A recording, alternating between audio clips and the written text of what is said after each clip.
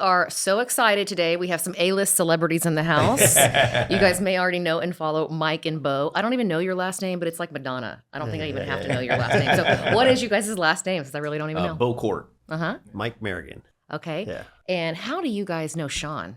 And Dino back here in the background, you can't see. They already him. got stopped upstairs from with a They fan. did. They with got a fan. asked for Take a autographs. picture with a fan on the way in. No, a lot of people on my page know you guys because Right on. they know you guys as Sean's very first appearance on the internet. So Okay. you guys came to Yes, Houston. yes. These guys have a podcast. I think it's a podcast. It's just called Mike and Bo. Yeah. And they invited Sean to be on there. So they came to Sean's office, set up, and Sean spoke to the internet for the first time ever.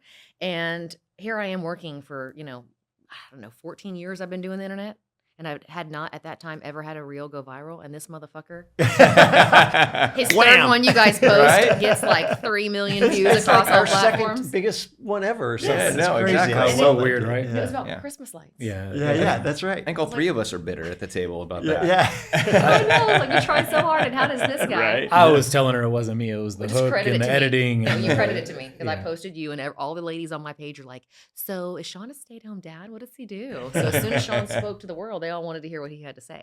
Hey, it's funny that talking about, and I'll answer that question how I met him. But there's a young kid in our neighborhood, our group of friends, and I had my Christmas lights done this year, and this was his second year, and he's 18. Yeah. Oh wow. Yeah. He's 18, but he's one of us. He's like, forget mowing lawns. Yes. I watch Sean's Yeah. Instagram. So he does our city, and then takes off and heads to Havasu, which has a little more money, better homes, and whatnot. But he gets done with the season. He installs them. Everything was perfect. Did a great job, and he's sharp. And he never shows up in uniforms and knocks it out in just a matter of hours, and they're gone and never bother you. And then they come back, take it down, and never bother you about that. So it's like that type of service works good for me. And so I get him aside. I go, "All right, dude, how'd you do?" He goes, "All right, $500,000." no shit. way. 500 grand. 18 years old. 18 years paid old. $5,000 for the coaching on how to do it. Yeah. Found it online and then killed it, made $500,000. And It how happened many to me. people? Okay, so what is it? Yeah. How many people does he have So on his team? it's not a joke. I mean, Yeah. what we I know. talked People about. thought so it was- many, yeah. so many haters on there. Sean's laughing because I don't. I used to. I don't care as much anymore. Yeah, but I'm just my like, little oh, guy somebody doing hit it him had like, no "Shut reason the to fuck lie up, to That's me. my husband. and shit." I was like, my guy has no reason to lie to me. I mean, he's just like, he was just being honest. Yeah. And I wonder how does he get his leads? Like, I wonder that part on how he got Your guy. to grow that fast. Like, how do you get the I customer think, I leads? think social media, and I think it's just. he's word of doing mouth. maybe zip code advertising or Yeah, something. I think that's part of it because he had talked to us. Well, he hit us up too, and then we gave him referrals. He was really, the kid was dialed in. I mean, whenever he came in, it was just like right away he's drilling us, not just to get our business or our homes, but our businesses also. Mm-hmm. And then he kept pressing and following up, right? Yes. Just real. I mean, he was on it. And then he was Pushy asking for little fella. referrals right away. Well, But yeah. you know what? Like you say, pushy little fella. I love that. I love pushy little people that get, because otherwise I'm not buying. I enjoyed the Christmas lights. If you're not pushy with me, I never got the lights. When I was 'Cause when I was I'm 17 busy. When I was 17 So- years old, I was working at the mall, working at 579, which you guys wouldn't know what that is, but it was for the really skinny girls who wore size 000. And I really wanted to work at this new store. And I think I was 17, and this new store required 18 and up. And I harassed that lady until she hired me. She goes, "Listen, I would never hire you. You're not of age, but you're a persistent little fucker, so I'm hiring you." And I got the job. But that goes to like my point, and we brought this up, when we were telling our own stories, is are you born with it or not? I think some I mean, of it were you has guys to like be. this when you guys were yes, kids too? Yes. And it's something you see in this guy that you saw in yourself, that you see when Sean was selling the M&Ms and I was selling the world's finest chocolate and having the garage sales, I still think a lot of it is you can learn. Yeah, and I do. Who But you knows? still have to have like that. It doesn't require a It's skill more set drive per se. and You gotta have motivation, the drive. but Thank you. on the business side, you can learn. Like, Oh, it's just absolutely. the motivational side to actually have Gotta that drive. That drive follow where the up pushy and- guy yeah. is not something you learn. That you have to already Not be afraid to hear no. Got to be able to ask for someone's bite of their last sandwich and not care. You Well, know? just anyone, like even in the businesses that we own, anybody that's persistent and just is attacking us to try and get a position somewhere is never failed. Yeah. Anybody that's been persistent that all of a sudden they got in front of us in some way, shape, or form has never failed. They've never fallen off. Well, when they make mistakes, they just pull their pants up and they figure They the fuck figure out. it out. Thank you know? you. They figure it out. Thank you. Oh. Even like meeting Sean was through another partner we had together in some first of the commercial properties we did, but he was at the gym and they started a room smaller than this is for the vitamins. And I was so impressed with him. Hey, tell me what Sean 1.0 was like. I don't know. I don't know Sean from when he was 21 years old. Okay, so he's excited. Walk in there. They've got this small office that's / warehouse, and he's just keying away. And this is back when people were going to chat rooms to build their brands or whatnot. And so he was going from room to room. Yeah, I worked out and I'm using these supplements from this DF supplements or blah, blah, blah. And I'm getting huge and blah, blah. And then you go to the next one and go to the next one. So you're saying Sean's not new at social media. He's always been back behind the scenes. But when I get there, he goes, been up all night doing it.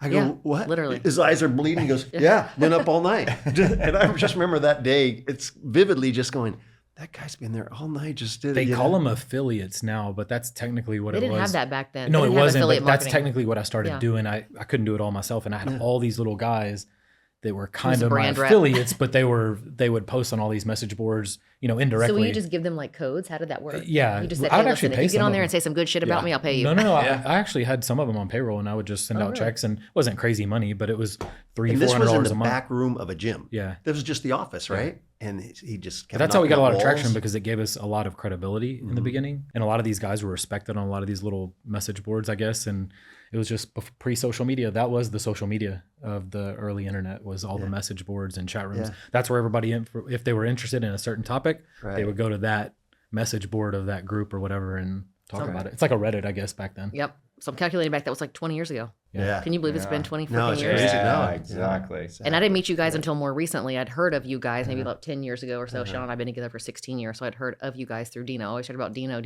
all the time. But most recently, because of some projects that you guys have been doing. Now, I don't want to tell you how the cow eats the cud and everybody starts copying here. But you guys, the project has really started ramping up with the storage units. You guys have been doing storage units in where? Is it Arizona or New Mexico? Arizona. Arizona. Yeah, the majority of for it is years. Arizona. So you guys have perfected the building and the creating of the and managing of the storage units. But recently you guys started buying up old Kmart's and old Walmart's in these small towns. Tell us more about that. I know Sean's involved in this project, but the listeners, they want to hear how you guys are doing this. It's always a wow factor when people say that you guys are, when I tell them that I you're was going doing to say, we got comfortable with it, with the big box because of doing storage. So we got real familiar with self-storage, and then we did a couple of conversions of like a light industrial building into climate control in our local community.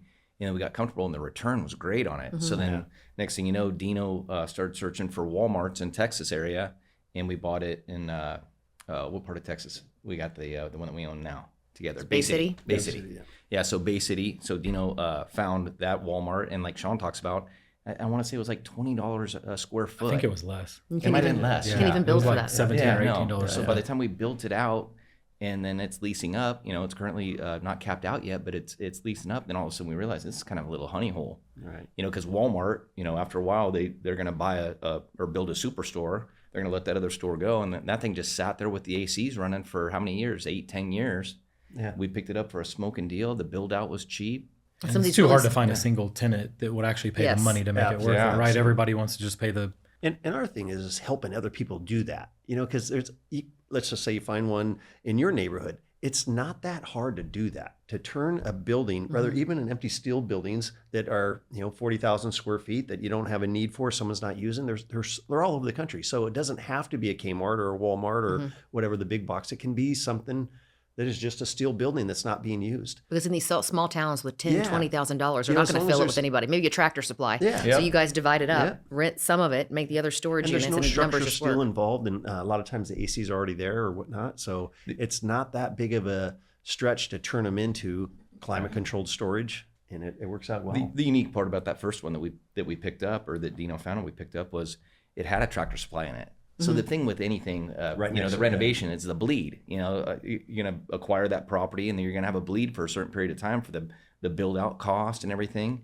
But once he found that one, had a great lease Instant tenant. Yep. Yeah, right Covering away. your note. Yeah. Yep, covered our note, got it built out, knocked it out in a short period of time because Dino already had the staff that could come in and knock out the build out of the storage facility. Because the old Walmarts, typically in these small towns, they weren't just a freestanding Walmart. They were in a shopping Strip mall. strip. So Yeah. you have, 4 or 5 other spaces that you could sublease. Like you said, if you get someone that already has some, I call them BCs or maybe some A's in there, at least it's covering your rent. So who cares, and then divide up with creating some Yeah. walls, putting up some walls in there. The AC unit's already there. Maybe they stripped the copper. Maybe you got to add that to it. New roof. But yeah, instantly within 6 months, you guys are making I'm learning about this cap word that I don't know that y'all can say.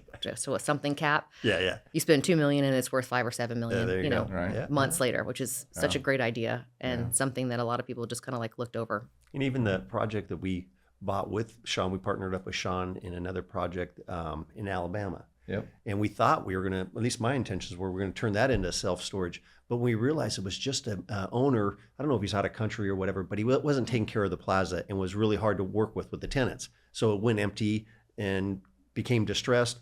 Dino's been down there with the team, did the parking lot, Looks redid the great. outside. It did great. And now we just signed with a super O'Reilly's and some yeah. other ones. So this one, I mean, we just talked about before we went on. I mean, we're gonna kill it on that Yeah, one. we didn't even need to do storage as a We point. didn't- We yeah, thought we were the going to idea go, was to hey, go do you know, storage. we're going to do the anchor as storage. Sure. And we didn't have to. There were so many calls on it after they cleaned it up. So what is your Yeah. biggest challenge when you find something out of town?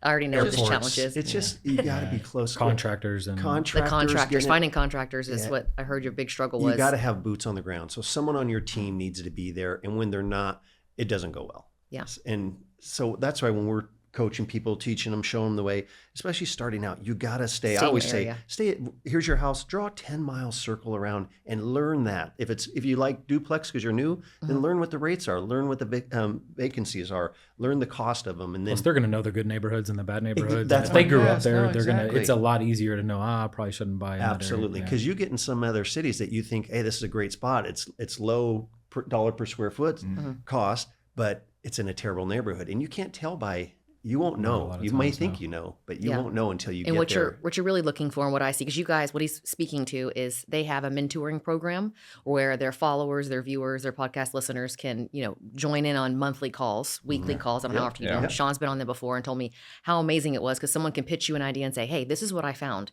Is it really deal or no deal? Do I make this? But everyone else can listen in and hear and take all the stuff that it took you guys 20 and 30 years Thank to figure you. out, That's the thing to get out. super of. valuable to just pay a small amount of money and make sure that you don't do a bad deal is like Yeah, really what's a couple worth it. $100 Yeah. cost to the tens Every- of thousands you're going to lose on your first Every deal? week than we that, get yeah. off that thing on Thursday and we just look at each other and go, I wish We we had had this. something like this. I mean, the nuggets that were given to these people for such a low cost, it's insane. It's saving them hundreds of thousands of dollars that Yeah. we burn up, learning those lessons. And kinda we like- got some killers on there. Kind of like the Christmas lights guy takes one little small course and Yes. does $500,000 Thank a you. year. Yes. Yeah. What Making did he money. complain because he spent $5 grand? $5 I grand. mean, what is this guy Yes. going to be doing when he's 25? Oh, I mean, who knows? But No, he honestly. got he's the going to be right, running y'all's business. Y'all No, are going to honestly, retire on a yes, beach somewhere. believe me. Anybody would be lucky to have him. he got the right information. Yes. Yep. He was motivated and had drive. And look, Yes. makes $500,000 in In a season. yeah, Yeah, 2 he months was, worth. He was Yeah, in high school last year. yeah. Yeah. And so, do you Crazy, recommend right? for people to go straight into commercial if they've never done this before? Or do you always recommend for them to like start with a little flip house that they're not going to lose a lot on? Or It's funny you asked that because I was thinking that today. It's like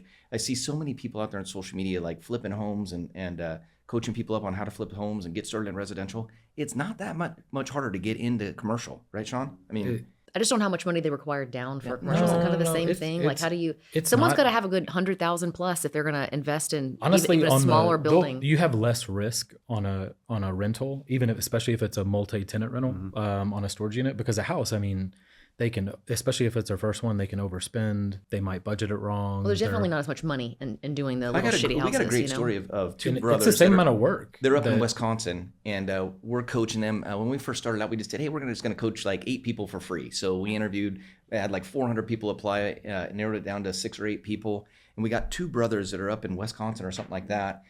They ended up closing on their first commercial deal through us coaching them through it with zero money out of their pocket. And Okay, so everyone- how? they hear Hard those- money? Like, no, where what do it they get- was, I mean, it's interesting, but they went and, hey, the realtor says this guy wants to sell us a small storage facility, but doesn't really want us to meet the buyer or the seller. And we coached him through it. We said, dude, you got to find out some reason to get the buyer there because he's going to love your story. You guys are 2 intriguing young men that are chasing after real estate, business guys like young business guys. Yeah. They got there, they talked to him, they negotiated a deal where he actually carried the down payment.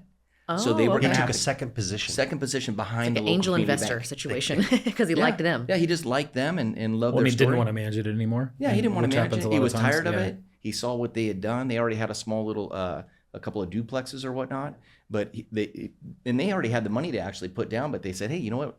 what do you guys think? Well, go ask him. You never know. He might go in second position. So he did. They got the local community bank to give the guy $200,000, and then he carried like 50 or To remodel it. 60,000. Yeah.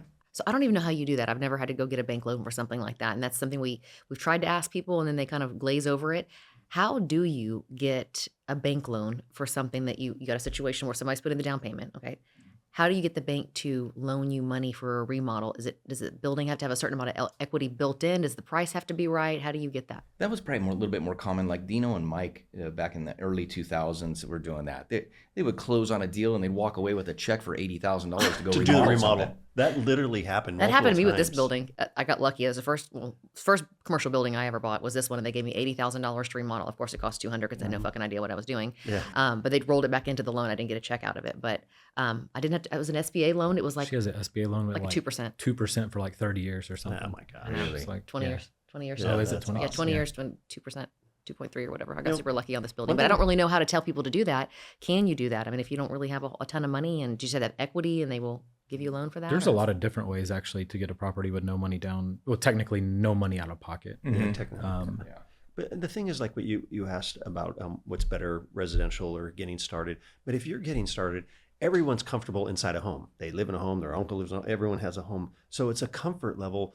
And for people starting out, it is probably easier and better and less risky to either flip a house, wholesale a house, at least get your feet wet. That's kind of what I so think. that's the thing is like most people put off doing anything out of fear. Oh, this is too big. I can't handle it. Yeah. But if you just dumb it down and go, hey, there's a small house on the other side of town there, or whatever, down the street. Just to learn the trades at Thank least. you. Yeah. And realize that, hey, Or the contractors processes. don't show up Yes. or they overcharge or this happens. At least you'll go, oh, I can't just believe, you'll learn how to get 3 bids. Mm-hmm. You'll learn how to pick the best contractor, but because you're going to make mistakes. But what happens is people don't get help. So you're the neighbor to someone. So once you get to know your neighbor, you realize, hey, Sean knows everything about real estate, is go out and ask help. If you don't have someone, then there's the internet. And there's guys like us that we literally are doing it. Well, you've to been help given people. nuggets of information away for Thank free you. for 12 Yeah. months. You have these little clips. They're 30 Exactly. seconds. It's not a 2-hour, sleeper. You get to see exactly. You guys are out there in the field showing what you buy. And I think what makes you guys so successful, and Sean as well, because you guys do this together and he does this on his own too, is that you guys look for the biggest piece of shit you can find. Whatever Yes. scares off everyone else. If there's graffiti and there's homeless person poop, I'll take it. I'm telling you, You know? on the drive here today to meet with We're you guys. Were you writing down addresses on the way here? Dino's like, write down that address. He's driving. He's talking on the It phone. never He's like, hey, ends. It never does ends. never We're looking. end. That's him We're too. looking all the time. I know every Saturday and Sunday, so Sean does like, I'm going to work. He's like, well, I'm going to look at 14 properties today. I'll be across town here and there. You can't let any deal go by. And he just like, I don't even care. He's like, I'm not emotionally tied to any of this. I just start dropping numbers and someone's going to bite along the way. Yes. But it's the ones that I find that he gets the best deals on are the ones, it doesn't really matter. You're going to paint the walls. Yeah. You're going to pressure wash the shit off the ground. It doesn't matter. Clear out the campsites. That costs nothing. Yep. And, repair the copper that was stolen Yeah. and done. Same as it was if it was just kind of okay to like a real piece of shit. And like with Sean or what us and Dino is we focus in on who's the possible tenant before you go buying a building, whatever. You got to kind of have an end game and plan, like who would want this, because there's a lot of buildings that are, hey, they're cheap, but there's a reason they were built in the wrong place. There's a lot of reason why things don't work. So having a vision of like when you buy a house, a Like single what you're family. remodeling it for. Thank you. And so when we get these buildings, we go, okay, the port's down the street or the refinery's over here or it's on I-45. You understand it. This is going to be industrial. Yeah, it could be a lot of things, but making sure that you have a vision of like, who would want this building when I get done? Because that's the goal, right? It's worthless until you get a good lease on it. And if you get a building that's not in a good neighborhood, that no one's going to lease it, well, then you've just wasted your money. And that's where you need some expertise when you get into commercial, is like understanding who's my end user. How You know. how did you get, he has 2 buildings on the ground now. He just bought the one I keep mentioning, the homeless person poop thing. Hope they're not watching because they're going to know what they had in their building they just bought.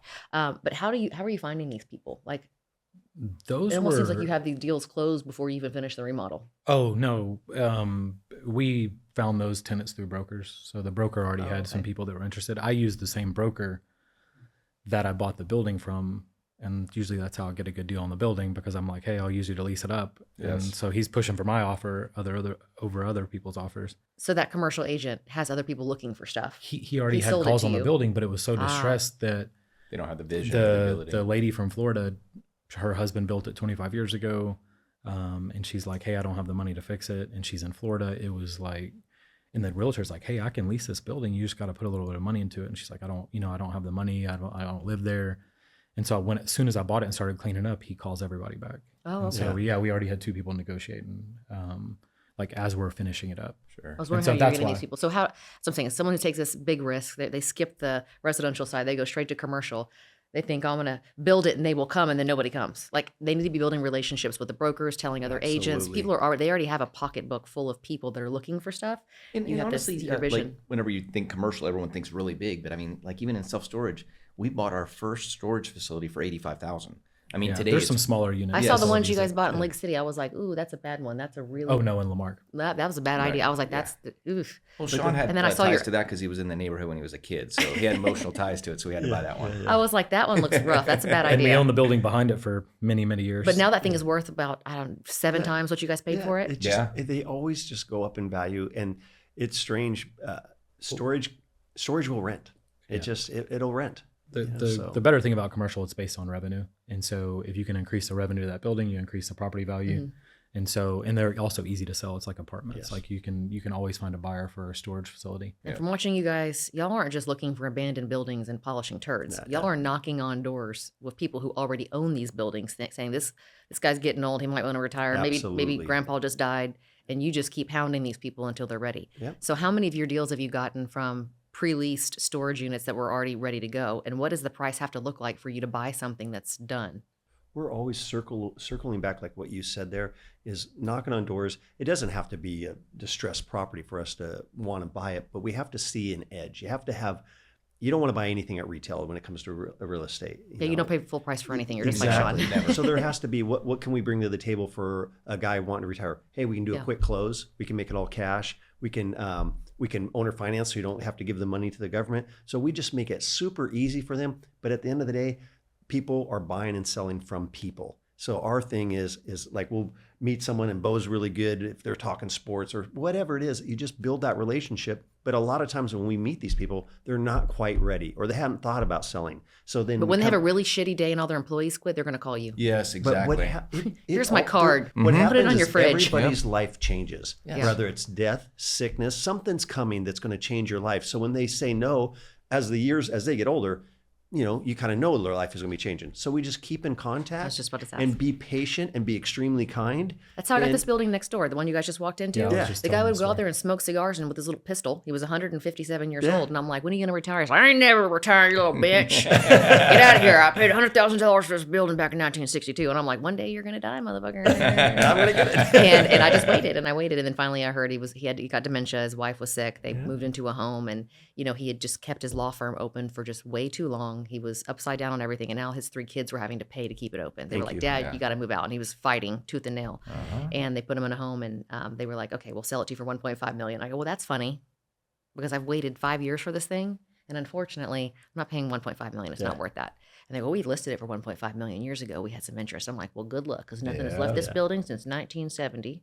And so just like you, I knew they were hard up for money. I knew this was like their inheritance. Yeah. And I said, this is what I'm going to do. The lady who worked there was the one for trying to push for me to get this building because she knew I wanted to connect him to expand. Long story short, she goes, listen, I know of a way you can get this building. She's like, put out an offer and tell them you will pay to have these papers shredded because we can't leave this building. And there is $35,000 worth of paper shredding that has to happen because we can't burn these papers. There's We a got law to firm call that had every single, some- and he had never used computers. So everything was in just those legal paper boxes you put your taxes in. And they were just piled up. I mean, that building over there had like 20 rooms in it, just full of shit. And literally nothing had ever left that, no furniture, nothing had left that building. And so sure enough, I took a big risk. I offered to pay $35,000. They had to break a window, put everything in paper trucks. They were like BFI trucks leaving here. And then I got the building for $850 from their $1.5 million ask. So I just stayed on them. And I said, I didn't want to sound desperate either. I was like, I really hate to lose this opportunity, but why don't you go ahead and list it? Because no matter what, I'll always be here. And when it doesn't sell and you guys make a few payments, think I it took knew a couple months. it I would think only it take took for a couple of payments of them 2 or 3 paying months. taxes and insurance. They would come back because they had to pay the employees to keep, the lights on over there too. Yeah. So I was like, you come back. And it took weeks later. I was like, you are not going to fucking believe this. They came down to $850. It's funny. I mean, we can list several properties that we bought from hoarders, people that are overwhelmed by it. And so when their kids get it after they pass, they don't know know what to how do to with it. sell it. They don't know what to do. Just a similar story, but the building we were in today, that was 6 foot high with steel stuff from a guy that was a kind of a hoarder steel guy, just Tinkering. And, yeah, exactly. But he had 40 years of his stuff in this machine shop. And this stuff was just stacked. It was overwhelming. It takes us sometimes a month to empty the building just because there's so much stuff. Their kids have lives and jobs, and they don't want to pay for this stuff out of pocket. I mean, you look for an Mm-hmm. opportunity like that where they're so emotionally overwhelmed from either losing a parent, right? And then the thought of how much is this going to cost me? They may sit on it for 30 days and then realize nothing's happened in 30 days. I'm going to call those guys back and just drop it. We got a situation right now that we looked at it was a old motel that was converted into like an old folks home or an apartment style. Yeah. But the guy's 80 some years old. And so we're trying to negotiate by the place, and it just 80 units. It's out of our wheelhouse a little bit, but we always take nuggets away. The guy let us know that there's 2 other buildings in town, and he had like in this hotel, he had like 80 televisions stacked up, 80 ceiling fans, 70 vacuum cleaners, and they're all organized. They're in line, and they're all labeled. Everything's the perfect. restaurant in the kitchen. OCD. And So then he told us, he goes, George that owned the discount appliance store, he goes, I got that building and I got all my stuff in there too. And there's another building that I have all my stuff in there also. So Mike and I are like, okay, note to self, this guy's 80. He owns these other 2 buildings. We would totally be buyers for those. You guys are writing They're down the light addresses. industrials. I told him today, I said, I drove by that building. Yeah. I go, I didn't realize it's about 11,000 square feet, man. It's right in our wheelhouse. It's Right. perfect. And it's kind of in the center of town that he's using it for. He's a hoarder. Yeah. And that guy, he worked 7 days a week for the last 20 years, he said. And he runs just a comes from motel. he comes from the era where you just didn't ever get rid of things. It was hard to come by $1, so you just saved everything, and everything was worth something they didn't want to get rid of. But those are the kind of buildings that you know, The other thing one is day. when you're building the relationship with the people to buy the property off market, that's the goal, right? To buy it under value and through off market, but is letting people know how well you're going to treat their building, because a lot of people are emotionally attached to their building. They want to know you're not tearing it And down. it's not about the money. So if you go in there just thinking your check's going to get this deal done, you're just going to run into a grumpy guy and he's going to tell you, no, get out of here, because he doesn't need the money. But when you build that relationship, you let them know all the things you've done. And you mentioned the other buildings that they've seen become beautiful buildings, and you let them know what you plan on doing to their building, they get excited and want to honestly, start talking we do about love it. our buildings. I We mean, do. we truly do. So it's not like you're putting a false, We love narrative out just there. like you guys did to this building. I can tell you I love it. love it. I mean, I love taking something old, making it nice and new. I still find a lot of stuff on market, and so it'll start at 2 million or whatever, and I just watch it, and it's like, oh, that's too much. And then a couple months go by, it's like at 1.7, and then if I would have made the offer at 700 when they were at 2 million, they would have told me to Yes, pound Pound sand. throw off. Yeah, it's Yeah. like, no way, we're not going to do that. Which I understand, they just put it on the market. Yeah. He did take some notes from you guys with his last Lock Lane house that he just bought. He kept watching. Well, he saw the house first, let's start over. We used to walk down the street all the time. And he was like, one day I'm going to buy that house. Those people are getting a little old. One day I'm going to buy that house. And sure enough, Sean's sitting on the shitter looking on HAR. There it the is. address pops up. And it was like gone and then option pending. He's like, how did I miss this? And sure enough, went away, disappeared. Sean calls the realtor. He's like, what happened with this house? He's like, well, he started getting bids or offers on it. People started seeing the inspection reports, backing out, trying to ask off. He's like, take it off the market. I'm going to do all the bids and inspections. Then I'm going to list it with all that stuff and just say, this is going to be an as-is deal. Comes back up. Sean goes and knocks on the door with Liam because the guy loved Liam. He's like, hi, just used to wanted to live on the check street, on you, see how you're doing. We miss you. Sure. And the guy's like, you here to buy my house? Sean's like, yep. Yep. He's like, I'll sell it to you. Right? That's how he got that last deal, was knocking on doors. But normally he doesn't do what you guys do. But yeah, I don't get a lot of my stuff's on market. So back to the on market thing is like, I'll watch it, and it'll come down, and then the last property started at 2 million, and then I got it for 775, I think. And then the people same thing. I'm glad you're saying that, Yeah. because a lot of times people don't believe that. You can buy a $2 million house, was it? It was a building. A building for 700. If you're patient and if you're good and if If I would have You're made no that rush, offer yeah. when Yeah. they first put it on, they are going to tell me to go away because it's like, well, we might get more interest on it. So are you able to on LoopNet because LoopNet's the website like HAR. If you're from And Houston, there's you know what those Crexy are. and there's some So other. so when you're there, is there like a watch list that you can do, or you just have to remember these and keep revisiting? No, Is there a way that there's you like can some organize safe these? search stuff, but Okay. if I'm really Always interested in a on it. property, yeah, I know which one it is, and I'll just go back to it. Same thing with another one I just bought. It was 3 million, and he dropped in the price. It was like 2.7, 2.5. I'm still watching. I'm like, man, that's numbers almost work. And then it went down to 2 million, and I didn't know the reason, but I called the broker and I'm like, hey, make offer for 1.7. And so he's like, well, we just got a building under contract that he needed to close on. And so that's when he was down to that's why they dropped it from 2.5 to 2 and offered 1.7. We ended at 1.8, but it was a smoking deal inside the loop. And so anyways, $3 million property, 1.8, and so that's how I buy a lot of my stuff. And then you get it all leased out, let's say in a year from now, what is it worth? We're chopping up into flex space, so we can get $1 a foot. So it'll be worth $6.5 million probably in a year.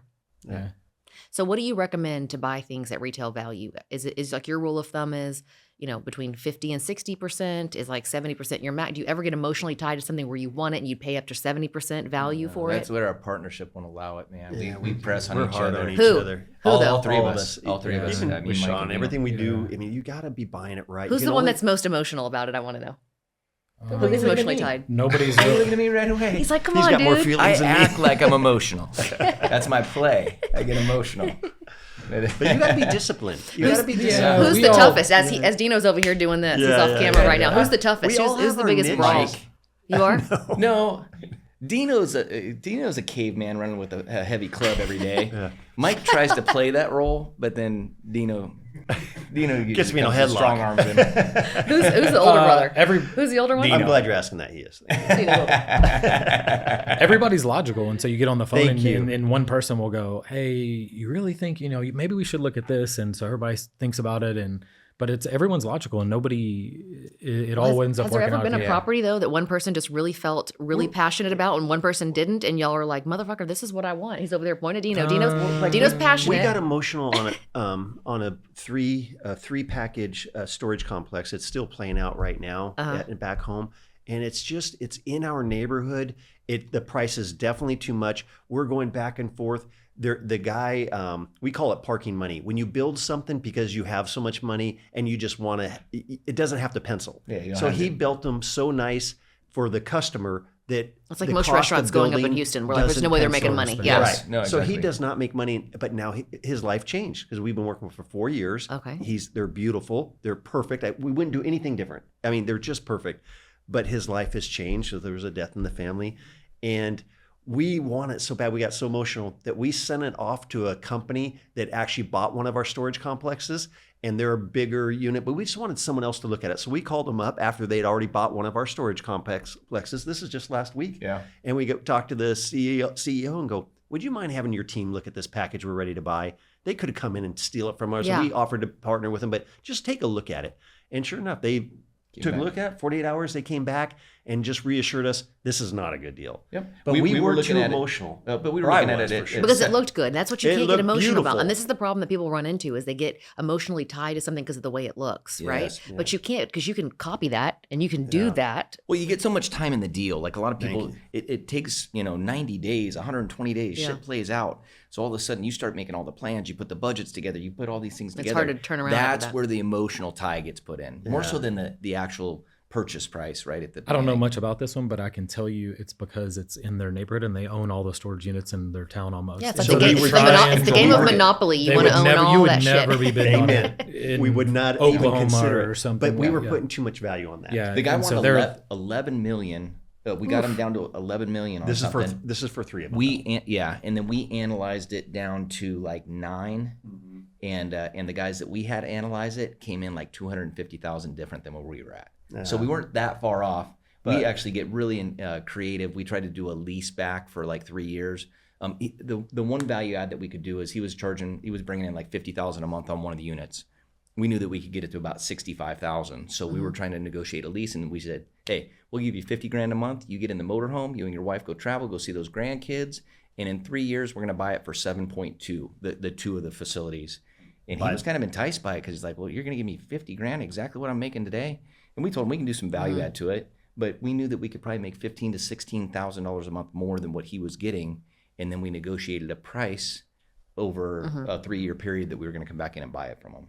And where are you guys at with that now? You gonna drop the deal at this point? I think so. Yeah, unless something changes in his life. But don't you think know. some more time's gonna go by? No one else is gonna buy it, Could, and, yeah. and you're gonna easily get that can $3 happen. million And deal that's for his heart, 1.8. like with Sean, he's patient. He follows along and just No, he's not. Well, Look at it with building. I know what you I mean am, yeah, because we were all running and gunning. But when you got to buy it right, so being patient Yeah, that way. I won't overbuy. No, I won't because do that. it is about being disciplined and Oh, talk about discipline. This guy Yeah, here, he won't overspend for anything. And he's Right. embarrassing the shit out of me. We bought our last house, not the one we're in now. And I was, I knew the realtor. I kind of like, he found the deal. I was like, I got to have this house. He's like, I'm not buying it. We have another house that we're remodeling right now. We're going to move into that one. I said, no, motherfucker, I'm pregnant. I'm buying this motherfucker and I'm putting it in my name. The day before closing, Sean's like, well, I measured it. And unfortunately, the square foot is off by 200.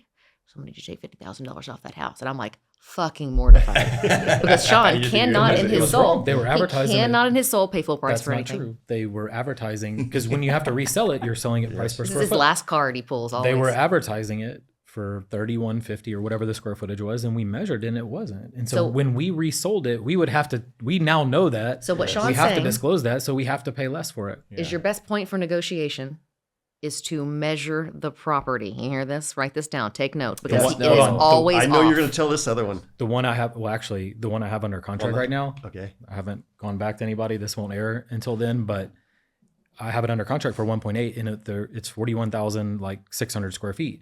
My guy went out the measurement. He puts it in CAD. It's like 39.5, and so it's like, I mean, I That's a can't couple pay percent 1.8 off. anymore, and so I haven't gone back to him yet. I was gonna say, But how long are you gonna keep that in your pocket? Till closing day. I'm No, waiting exactly. to get Get my them close 'cause environmental back. They're I'm- spending And they don't the wanna money. back out. The They're same thing as spending you the money guys. They're more and more invested. every day once they get to the end. and I'm also I try to do it. I don't try to do it on the last day. I don't. wanna but they're But I want to get my environmental back. I just want to make sure it's going to work out Right. There's anyways not another before I side, go and hassle him and try to lower the price. I just want to make sure I'm going to close But on is it. it a really good tip? That's something you didn't do in the beginning Oh, of I've doing gotten- commercial? I've gotten Because he's screwed, been but I've screwed so many benefited too. times. have. But that's And a I- lessons learned as time goes, as you always measure But the like properties. as far as coaching or known, I've people got that- screwed way more than I've benefited though. By but the way, you brought it to my attention to always check that. Yes. Where you just assume you read, oh, it's 21,000 square foot building.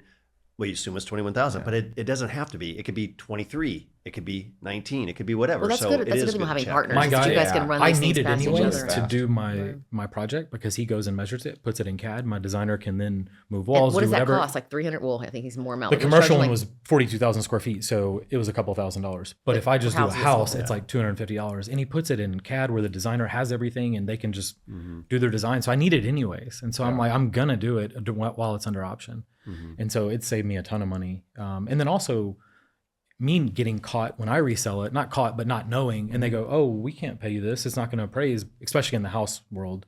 It's worse because it's like your 2,000 square foot house is now 1,800, and the FHA is like, well, this is the price. Yep. It's 180 or whatever the price is sure. going to be. And so I've gotten screwed so many times flipping houses on that. And I'm like, never again. the thing about it is, like, even in your situation, so say that it's $100,000, say it's $75,000. Whenever you do come into escrow, you've realized it, you're going to present it whenever you want to at any point in time. Once you do, if you're going to buy it anyways, you're just asking for $75,000. If they say Until no, you know, it doesn't matter. you're You're still going to buy closing. anyway. Yeah. Yeah. But if you ask, My it's numbers still work on that $75,000. project. No Because they matter can't what. back out at that time. No. But Even if you he ask. doesn't have to sell it to me. Yeah. Yeah, but if you I mean, he ask- doesn't have to lower his price. He would just say, hey, you got to close on it as it is. So it's worth it to always ask. But I mean, in this one, that's significant. $1.8 million. I don't know what that is per square foot, but it's 42,000 square feet, and now it's 39.5. That's like So 2 to it's- 3% off, right? Yeah. So 2% off your price. And so we'll see what happens. My numbers still work regardless. Right. Beyond that, so So what's the biggest mistake that you guys have made, and what is something that you would prepare people for? To hey, here's a big red flag. I didn't see the pink flag, and I went for it anyway. And looking back, I wouldn't have done that. Do you have a specific One- project in mind? I wouldn't say for myself, and I'll let Bo go on his. For 'Cause you're perfect, people right? do, well, what people do is they try to time the market, or they wait because the election's going to be, and they don't Yeah. get involved. So I like talking to people that are just getting started or that are new to it. You're not going to time the market. It's not going to happen. So if you're ready to buy and it's a good deal, buy it. Just take action and buy it and get started. And most people don't get started for whatever reason. They'll talk themselves out of it. They'll that's talk what most people themselves- ask me. What do you think just the out of market's going to fear. do? I was like, I don't know. Who? I think it's funny when people answer the question. How would anybody know? Yeah, I'm But buying you But also- if it's a good building, Yeah. it's always going to be a good building, and the market's always going to go up and down. But you have to be an opportunist and look for those downturns Yes. when everyone else is scared, because you're going to find the best deals. Absolutely. But you can't wait around for that, because it could be 10 years from now.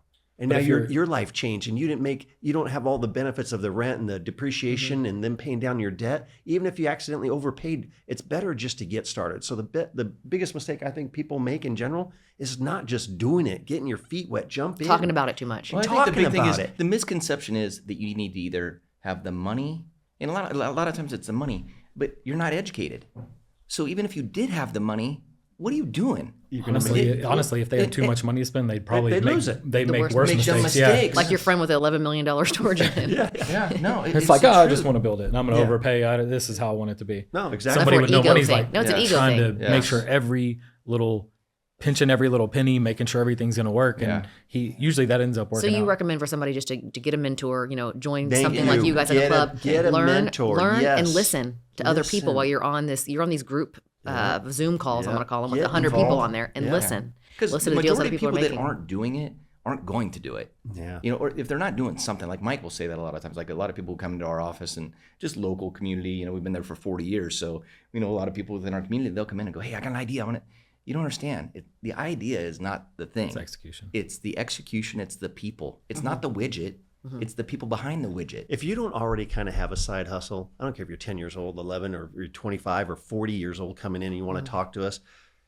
If you're not already hustling sneakers on the side or selling something or whatever you got started, all of us were doing something. Even we had our regular jobs. We were always trying to make money somewhere else doing something else. And then that lets me know, oh, you do have that spark. It's like someone that works at McDonald's, but they go home and write poems all day. Well, they're probably a songwriter. You know what I mean? Yeah. But you got to be hustling I think already. that's the part I feel like you're born with it. I was like that's that when I a was a part little of it. girl. That was but not I like taught to to know me. that you've got something else going. The part that taught with me was now we through, can through talk business. Yeah. it That's can all be- I invest in now. experience. If we buy businesses or I invest in a startup, it's definitely going to be on the person that's running it. It's the people. Yeah. Well, that's also was great. You met these guys, and you guys all learn from each other. You learn different things. It's good to have partners in the beginning, people who have had experience, people who can, teach you things that you've never heard of or you never I'll experienced. call The Sean. Sean will experiment call me. is- Bo and I talk yeah. every day. Dino and I talk every single day. And I feel bad for people that come into our office. We kind of have an that are open doing door. this alone. Yeah. They're doing it alone. And then you realize how valuable we are because they just leave like they just discovered the Hope Diamond or something. Yeah. But it's just general basic information. But if you don't have someone in your life To to bounce your kinda- ideas off. of, Thank yeah. you. And to give you a little bit of, hey, this is the way forward. You take the ball and run, but this is the goal line, and this It is can how give to you the get there. confidence, Yes. to make the right decision, We right? press on each other. Yeah. We press on each other all the time. Don't even realize we're pressing on What do you mean each press other. on each other? Tell me what you mean by that. Like what's every day just besides fucking with each other? Just, Besides that? well, it can come off as that sometimes, but a lot of times, like sometimes Dino will be so fired up and he's just and I almost feel weird for the other people that are in the room, but all of a sudden Michael just, dude, shut up, you're not, and we're out for each other's best We gotta interest, get so it's some- another some personal. video of Dino over here going, Oh, he's losing it. because he can't say anything right now. He can't defend himself. How Go. do we It's like press- roasting. How do we press each other?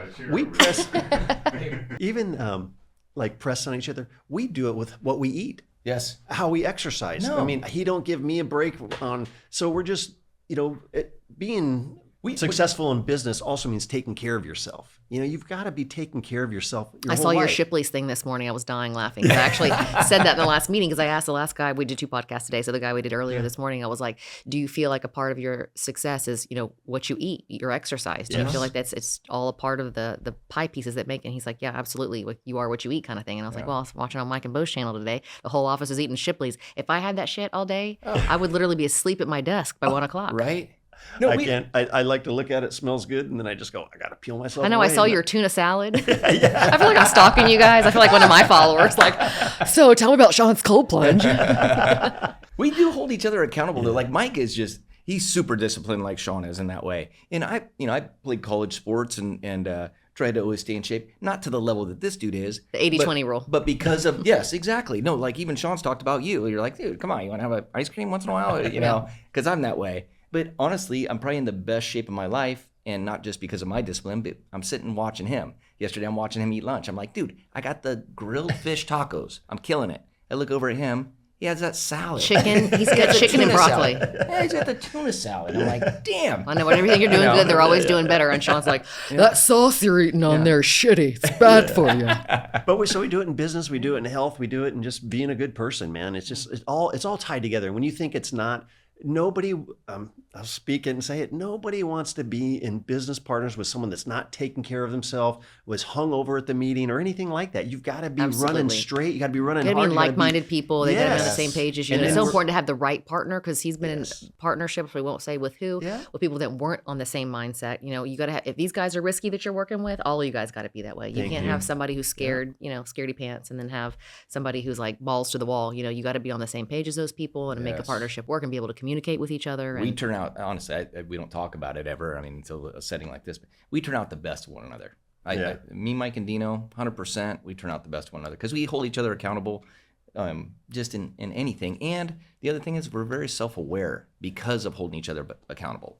so, how have you guys even like known in- each other? I mean, I know this has been like 30 years or plus. Mike was in Rotary with my dad. Oh God. Yeah. I was So y'all weren't doing before diapers the internet, together. I was He was trying like- to network he was at 18. 19. My dad's 19 40s years in old. with all these And I old joined, cats. Yeah.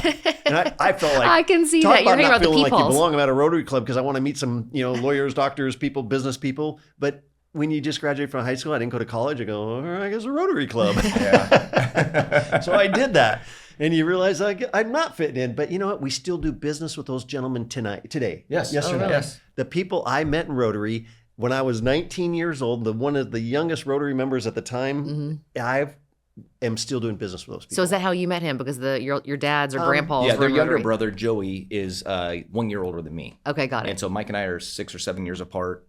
And so I knew Joey and so I knew Mike from being in Rotary. I remember even like seeing Mike in Rotary, and I was hustling baseball cards and cleaning yards and stuff. So he owned a video store when he was like after 19 years old. I had a And so Video he was store. in Rotary. Video and so I'm like, Dad, you got to introduce me to that guy. You got to introduce me to that guy. And my dad was in Rotary. My dad was a business guy. So that's how we really became friends. Was So when did you guys after that. buy your first commercial property together, or was it residential in the beginning? What was your first business? You know what's crazy is like, honestly, I would say we didn't friends. actually buy our first piece of real estate until 2015. No way. Yeah. Yes. Wow, I had We no talked- idea. I thought y'all had been doing this for 20 years. No, we've been best friends. Yeah. But we talk business. He had his successful pool building company. So and was it the bread furniture company, store? And then I had the furniture stores. But we'd just always talk about doing business. And then he's like, "What are you doing out in Texas?" Because I was He always play shit. He slow play shit. No, exactly. I just sat back. I tried to be polite, wondering what's going on. bought a couple buildings in Texas. Yes. couple. And finally, eventually, he's like, "Hey, you want in on a building?" I'm like, "Dude, You just cut to the chase, it's been- motherfucker. Well, yeah, it's been 20 years, so let's go ahead and do something now." So you just kind of glazed over, but you owned a pool business for how long before starting into the investing? I had a bread distribution company, and then I got a pool company and a construction company. So let's talk about the bread. Let's go all the way back. What was your very first business? How did you start Bread that? distribution. My parents, my family, my aunts and uncles were all into bread distribution. So worked with like 5 different bakeries, bring them into the local area, and then distribute to the casinos in Laughlin up and down the river and in the tri-state area there. So I did that starting, right whenever I came back from college. I want to say I was 22, 23 years old, jumped into that. Is that still around, or Yep, still operating today. still doing bread Yeah. business? And then what was your next thing to venture out from the family business? The pool business. Okay. Yeah, the pool business is And the what next got thing. you into that? You just said, I'm gonna figure this shit out. I had a brother-in-law that kind of was like Sean, just could do anything, just put it together. And so he hit me up. He goes, "Hey man, I got an opportunity to I've been installed a couple swimming pools. Would you be interested in jumping in with me and becoming partners?" So we jumped in together, went and installed a few swimming pools on the weekend together. And they were fiberglass pool shells that we dropped in. And then it just kind of scaled from there. We ended up buying out the guy that we were buying the shells from, and then started doing shotcrete pools and big custom pools, and some of the casinos we've done some pools for. So just kind of blew up. He does some amazing pools. And He you're has still a doing team. pools. Yes. Yep. And then y'all killed it during COVID, I heard. Yes. Because everybody's looking to where to Everyone's- spend all their money they got. Yeah, this guy, I mean, he can't sell enough, so he's like, "Dude, you need to get out there and sell more." I'm like, I "I can't build the ones anymore." I've got." Have him go knock on your doors. Yes. I think one time you were So 90 it was pools material, behind. right? 90, 100 pools behind. Is that because of the material? You couldn't get gunite or something was short, Couldn't get right? pumps, couldn't get anything. Yeah, Just like and any- we're in a rural area, so like in Houston, you guys are building a pool right now. You're using the subcontractors. We don't have any subcontractors, hardly. So I just employ about 50 guys that do every aspect of the business. Okay, so what do you all mean? Is it in-house. because I know your land is different than here? We're clay and sand. Is it because of what? Is that where they were doing more drop-ins where you were at? Yeah, we were versus still the doing fiberglass ones? drop-ins, but you figure we pull people out of Las Vegas and Phoenix to do our subcontractor work, or we do it in-house. And there's certain things like the shotcrete and stuff, we don't do that in-house. And so But why don't they have people around? Is it just the town's too small? the It town's too doesn't- small. Yeah. Yeah. The town's too small. How many miles outside of Vegas? We're about 100 and so too 100 far. miles. yeah, 115 But too miles. far for really just get Well, what something happened done. was COVID. They were so busy, They weren't going to take the. they don't extra- want to come yeah. down. Yeah. Yeah. And then they increased their rates to come down, or I'd have to entice them. I mean, it got ugly. So you there finally for a just said, while. "Listen, I'll pay you to be on salary, and we'll just start building pools, and you're just going to live here." Yep. Yeah. One thing that we've always done is the real estate properties come from owning profitable businesses. And so that's one thing we always try to preach to people. It doesn't matter how much you make. It never matters. If you spend more than you make, you're broke. So Yeah. our thing is that coaching people, I don't care if you're working for someone, you got to maximize your profit. You got to ask for a raise and spend less. You've got to make sure that you're living below your means, and then you take that extra money and you get your first real estate deal that's going to 30% below value. It's going to cash flow in 90 days, and you take that cash flow and you buy your second real estate, and you never touch that money. Don't be a $30,000 millionaire. Yeah, don't. Yeah. You just Yeah. always it gotta, won't make you rich in the beginning if No. you're really You had trying to to be build patient. something. Yeah, that I was You really gotta be patient, patient. with And with that's myself where- too, as I was so scared. I was scared more than anything because I was never a risky person. I was an entrepreneur, like pusher, but I was never a risky person. Like Okay. when it came to money, I was always very safe with my $5 that I had. Yeah. And so, when I took that risk of charging $35,000 on a credit card to start the business, I didn't want to spend any of it. So it was 3 years before I even paid myself. I always picked Sure, up side yeah. jobs of doing weddings and making money some other way to like prove what I had built was going to work because Yes. I didn't want to take from the business. I was too scared I was going to lose everything. But working 2 jobs, if that's what you have to do to get there, you're saying if you have a full-time job, you can do this on the side, get started, prove the concept, and then If you want to stay be an close to entrepreneur home. and you work for someone 40 hours a week, go get a second 40-hour job. If you can do 80 hours, you're probably an entrepreneur. Yeah, exactly. Because if you can't, I don't know how you're going to Then make you're it. gonna clock in, clock out. It didn't work. 40 Especially in the hours first is 10 years. part-time if you're an entrepreneur. Yeah. That's first part. 10 That's for the children. Now you want to get to the men's to the adult table. That's the second job. Honestly, right? I mean, if 40 hours is a joke. People complain they work 40 hours. Is it- That's yeah. Wednesday, right? Yeah. Also, the first 5 years, you're pretty much putting everything, every penny It's back. exactly into the 5 business. years. Yeah. It's No. 5 years. I You heard nailed 5 it. years. I didn't think it was It true. just always seems to work out about that way. Our storage. Self-storage, we did not take a dime out of the business for the first 5 years. I can't believe y'all take a dime out of anything because y'all everything you do is you fucking reinvest. It's like We do. Yeah. you got one, making a little profit on that one, you buy 5 more. I was like, is it ever going to end, or is it just we're going to keep going? It's like, nope, The not only going to reason end. you sell a building is to buy more buildings. There It's you like, go. you're not going to do anything with the money. So I was like, at some point you're going to catch them and be like, okay, let's now put some in the pocket. Like, nope, it doesn't work like that. When we started doing stuff together, that's why I'd come out here and then I'd be in the backyard at the end of the day, friggin' running hard 16 hours for the day, and I'd be asking Mike and Dino, I was like, what's the end game plan, guys? There is no end game. Don't talk about that. We're long-term hold guys. Yeah, they wouldn't want to talk about it. I'm like, no, like, what are we going to do here? Like, You're asking too many questions. Move on. Asked and answered, Your Honor. no, it was really basic in the beginning. It was like, oh, we're going to get $2,000 a month one day from this building. After Yes, it's yes, that's yes. that's what it was. $2,000 a month coming in when you're sleeping, and you don't have to You do don't have to nothing. do anything. That was was just- the first building. That was like, mailbox money. oh my gosh, we're gonna get $2,000 a month. well, Dina would say, what's your number? He would always say that, right? Remember back in the day? What's your number? Yeah, What's where your do you wanna number? be Like, when we where do you quit? want to be? Like, what So do I you have to wanna get on a ask, monthly? what number are you guys at, like building wise? Do y'all even know? Yeah. I know y'all got some Excel He'll spreadsheets tell floating you around. 100 less. Mike always ended up I- going less. Dino knows. Dino knows. I bet Dino knows the number. When I get my personal financial statement, because you got to turn them into the bank once in a while, or people want How do you remember them all? That's well, what I say. first of all, we got someone to take care of it. But I never look at what the number is. Because You're I don't scared? want to know. It doesn't matter. I'm going to work. So like, hey, what are you worth? Because every once in a while you got to feel that. I'm always Doc- shocked to see that number. I'm like, is that really it? He's like, That's yeah, why you got to I know like the never value look. of your buildings. I'm like, Never really? look. That way you just go, either you're bragging or complaining. Either way, there's the paper I signed. So I never look. And with buildings, it's just what we like to do. So it doesn't matter. It's like golfing. How many Well- games have you played? I don't know. So you can't even ballpark how many buildings you own 200. between Texas and Okay. I'd say 200 between 200? all of them, With self-storage, everything, everything, probably 200 buildings. and that's all commercial, no residential in there. Well, we No. got some. And then we got some multifamily. multifamily stuff. Okay, so how do yeah. apartments work out for you Yeah. guys? Or I'm saying apartments, but The internet got everyone chasing apartments and fourplexes and everything, so they're too No good much deals. money. It's I so could they're never make the. I've been in real estate for 25 years, and I could never make the numbers work on just mid-sized apartment complexes and stuff. And then you have to, you can't lock people out. It's the turnaround time. It's just a long cycle to even increase the rents. Yeah. Remodel has that it. gotten better in the last couple of years? I know they're finally starting to crack down in California, saying enough is enough with all the shit they're we doing. don't with. have Not that in problem in California, you Arizona. wouldn't do We that. don't have that problem Yeah, we're there. unfortunate. With even the in this building, I got a call from my son. He's a young entrepreneur, and he wanted to get involved, so he just called me. Hey, we got our 7-plex fully leased up, And Oh, cool. I go, hey, you find a deal, bring it to us. We'll go in partners with you. So sure enough, he had his 25,000 or whatever, but we bought a 7-plex with me, Dino, and my son Clay. And so we've got it leased up. And now he goes, he texted, and then Mailbox money. We got mailbox money because Your first $2,000. Yeah. yeah, exactly that. So the payment, all the expenses are $2,500. We got a really good smoking deal on this 7-plex. He's bringing in $6,800 a month. Yeah, That's really good. Oh, he's pumped. He is so jazzed. He goes, we could sell it for this. He goes, but I don't want to sell it. I like the mailbox money, whatever. Yeah. Hey, whatever you want to do, take the lead on this one. So But, what's the difference between, I know what we're telling the world, what's the difference between, someone not paying their rent and your 6-plex, 7-plex versus a commercial? What's the difference in laws there? If someone doesn't pay in 30 days, you put a lock on it and say, get the fuck out, you didn't pay? Well, first of all, owning duplex, 4-plex, 7-plex, whatever apartments is no fun. So what you do is you negotiate a really good deal with a company that takes care of all that, Like a and management tell them company. to never call you and tell you anything bad. Yeah. Just send me the checks and you take care I of it. would love that. So I have never been involved in asking someone to leave, locking anybody out, because I don't want to do anything with that. With commercial, it's a guy that's down on his luck. You give him a couple breaks and then he's got to go. So it's not a big deal. But on the residential Somebody's house, I don't want it. Yeah, that's a lot of, it's personal.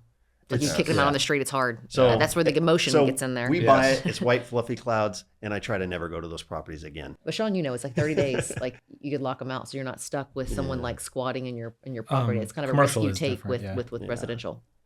It's easier with it. and you have to fix everything if you're the one managing it, and that's the difference. Sean too. was managing 40 houses, and they were, Mr. Sean, my light bulb's out. Yeah, that was pretty. My blinds don't fit. How are you Not managing your smart stuff of now? me. He sold them all though. Yeah, we have a office like executive assistant manager, office manager that does everything. But you don't have any more. I don't have any anymore. residential stuff. No. Yeah. The only residential I buy now is all if it's in our neighborhood, just because I know it really well and it's a high end house, then I'll buy it and remodel it. But other than that, I don't. We got buy like anything. 40 some storage complexes, and we got a call center and a team that for maintenance and everything. And we have a business partner that This is the best business move ever by Mike. Go ahead. well, I just tell them, because with storage, there's a lot of doors. So there's a lot of things that happen with storage, so people sell drugs out of them, people end up living in them, people do Oh, I haven't whatever. heard of this. But after we got to 2 or 3 of them, we got Denny, our business partner. He comes in and, hey, someone's, living in there and pooping in a bucket and blah, blah, blah. And so I go, all right, here's the Not deal. funny. Here's the deal, Denny. From this day forward, you can only bring funny stories and business stories. You can never mention nip the that, day-to-day operations of the storage. He goes, It's too "Got it." distracting. Yeah. Because we were trying to to keep buying them. And to this day, we never hear a problem at the storage complexes. It's And just like there pure are perfection. so Yes. many of them. You can imagine all You the can stuff that you've dealt imagine. with. We've never had to deal with it. Not one single thing. Yep. And it's been a great partnership. And he is a great partner, and Yes. he's built a great team to take care of that retail management of all those people moving in and out and all the issues, water leaks, people breaking in, cars backing into this. There's a slew of problems, but they don't enter our life. Yes. And we have a It's a great great partner. place to be. that takes- No, it is. It is is. amazing. So we take 'Cause care the of some time and the financing. space that Yeah. it takes up. That stuff, the space that it takes up. I was even saying the other day on the phone, I go, it's amazing. Like when I'm tied up and a phone call comes in and I don't take it, and then I get back to them in an hour, And it's solved. it's solved. I would love that. It's the greatest. It My makes life, it hard to answer unfortunately, the phone doesn't the first work time like it that. rings. Yeah. I'm letting go of my micromanaging, so I'm getting there.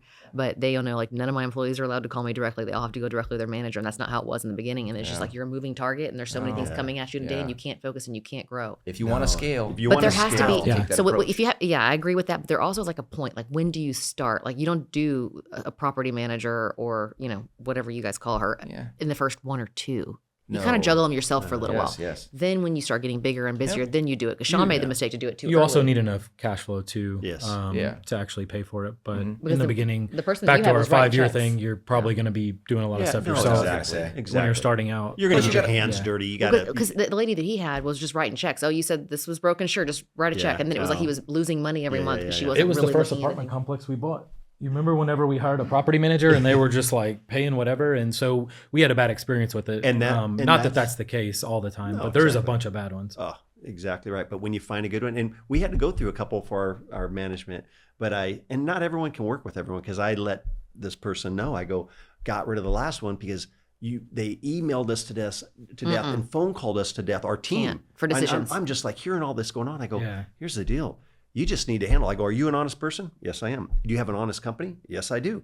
I go, okay, so here's the deal. Because it was like, I think it was $250 before, and then they'd call and want to repair something or get our permission. I go, let's just raise it to 25 grand and you do the right thing. Yeah. And then only send me Because if you checks. don't, I'll fuck you up. Thank you. And so I know where she you goes, live. Yeah. they took the ball and ran with it, right? Yes, no. And so we're still with them today, and they do an unbelievable job. If I called her right now, she'd answer the phone. Yeah. And she's not hiring her cousin who's overcharging us and all the things that can happen. Yes. But once you find a good company, just like a good contractor or It anything, is. you just keep doing business. We have one thing we've been able to do over the years is you narrow down the people you work with. So we have the plumber, we have every trade where you've already tried 10 of them. Mm-hmm. And then once you have someone you trust, you don't have to go get the 3 bids. You don't have to go do this. They treat us with respect, charge fairly, let them make a nice living, and we get our product and our service done. Boom. It makes it all go so much faster compared to always searching for someone. So pay your bills on time. Don't ask for discounts once you have that relationship. We don't beat people But you up. have to be careful too, because sometimes when they know they're in, Yeah. then they're gonna. We check. $2,000 more. Trust Yeah. but verify. But Sean will be like, dude, no, I'm gonna get another quote. Like, oh, I just come down off of that about $2,000. Yeah. It's fine. Now you So just let's gotta hear check your 'em. story too, because I didn't get to hear your story. I want to hear how you got into this. Yeah. How were you as a kid? We already know the Rotary Club, so let's start there. Yeah. You got the So, meeting old men to take their money. Actually, we a video store from a distant cousin that we met, Dino and I, at a funeral. My grandmother had passed in Minnesota, and he'd been Looking for opportunities at a funeral. He'd been, thank you. He was drinking and saying, and he had a chain of video stores up in Fargo area and Moorhead and around that area, and so he was rolling, and he wanted to expand. And I remember him talking to Dino actually and saying, "Yeah, I'd love to open up something down there," but I was listening, and Dino was drinking, and I go, all right. I went back. I did all my research, and I'm just a kid. I would have been 18 at that time. And And how old was he? what's that? How old was he at that time? I don't know what your age gap. 20. So y'all really, yeah, y'all are 20. really close in Yeah, age. So yeah. you're both, So you're he's both 2 years. kids. Dino's yeah. 2 years older. So I called my cousin up, who I didn't know, just from that funeral. And, Yeah. I remember just being nervous and calling him. And I'd done research. I found 3 different buildings, talked to the landlord, found out the rent and areas I thought would be good. And anyways, I call him up and, hey, Kim, this is Mike. You said you'd want to do something, and I've got this. And he's talking to me, and he goes, all right, well, I guess I did say that, so I'll be down. And he got on a plane and flew down here. I picked him up in Vegas. And to this day, it still, chokes me up or whatever. But he was a man of his word. He did exactly what he said. And he got me started.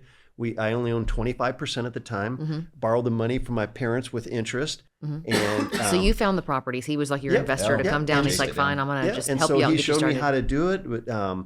But, I remember the 3rd day we opened, and he showed me how to do projections, how to do the book work. I didn't know anything, and he spent time showing me all this. And on the 3rd day, we did what we thought we were going to do in 3 years.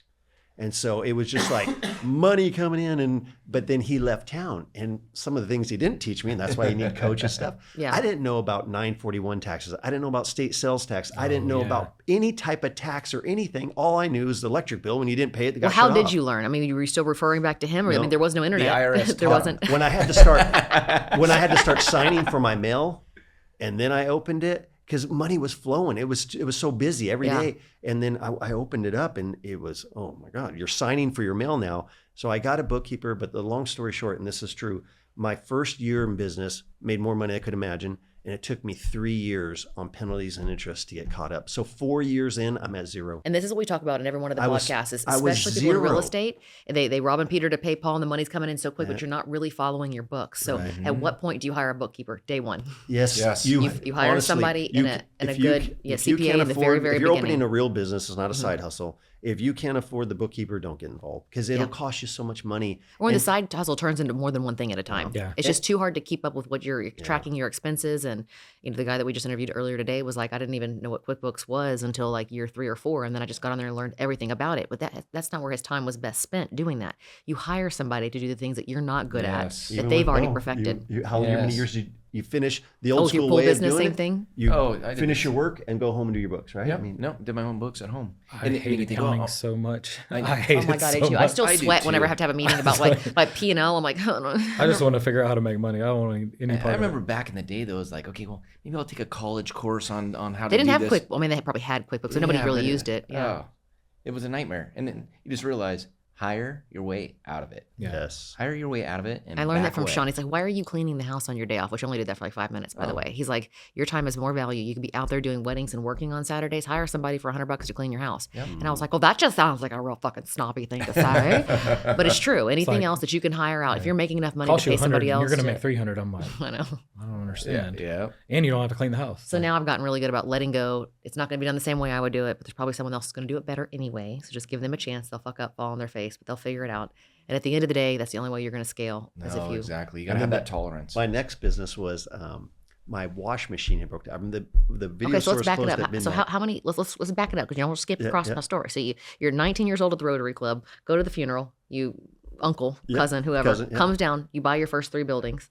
So no video stores. Didn't Or video I was just- stores. we were just renting. They were leasing. okay, got it. Yeah. So then from there, Started when did you? opening up multiple stores back then with a video business. If you just got a corner location in a strip center, which was hard to do back then, you just made money. Mm-hmm. Yeah. So then Dino got in the business also. So we're in the video business together. So we end up opening up a small chain of video stores and doing really well at the video stores until the competition, the Blockbusters, and everybody started Yeah. putting the paint on. But I remember my wash machine broke down, and that the wife at the time, all right, wash machine broke down. Well, we can go do laundry after I close my store at midnight. And we were in a tourist town with the casino, so there was a laundromat open 24 hours a day, and it was so busy, we couldn't do our laundry. So all right, well, back Sunday. Went back That's Sunday. how you're successful. Is you find a problem and, And then my get a washing solution. machine still broke. Go in there, and the lady was attended, there, and I go, "Is it always this busy? Every machine's taken. Oh, it's this way all the time." And sure enough, I was there at midnight. It was You're like, busy. I was there on "Cha-ching." Sunday. So I go back to my wife and I go, "All right, here's the deal. We're not fixing the wash machine until we own a laundromat." And that happened. And the day before I opened, I did laundry at my competitor, and my goal was just to learn every single thing I could. And so it turned out to be an amazing laundromat. It was a huge one. So and were it you was taking your extremely video successful. stores and converting them to laundromats Nope, to nope, finish out your just- leases? no, Or just just that. And then after that, opened up another one, and then I went to all the RV parks and all the apartments, and I started vending them. So I would come in there with a better deal for the washers and dryers, and then so I had locations everywhere. Oh, what a good idea. Yeah, How long did that business last? Like, how long is the washer and dryer business? I mean, the laundromat stuff, is it still it's still good. decent? It's Is still it good. really? Yeah. You know what they do? They just keep raising the rates, so utilities go up, but it's so expensive now. We got an RV, so when we travel, I just go, the prices they're getting now, holy shit! I wish I was getting it, but it's still a good business, honestly. And for the first 5 years, let's say you open new, the machines don't break, you're golden.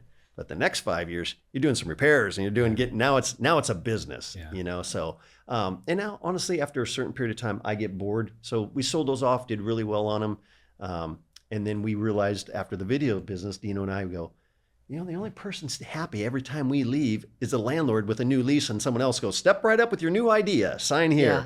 And so that's how we got into looking at buildings, is because So you've acquired these 200 buildings in 15 years? Is that what we're looking at? 20 years? 2001, I think Dino and I bought our first building. I mean, that's pretty impressive. Yeah. And how many have you sold? Not many. Yeah, And we wish we handful. had Maybe every a one of them handful. back. Yeah, maybe a handful. Yeah, a handful. And then I did see on your page, speaking of RV parks, did I see you guys buy an RV park recently? Yeah, we bought Tell us one. about that. We bought one. We flipped it through a relationship, just knocking on doors, making phone Yes. calls, and bought from a nice lady and husband from.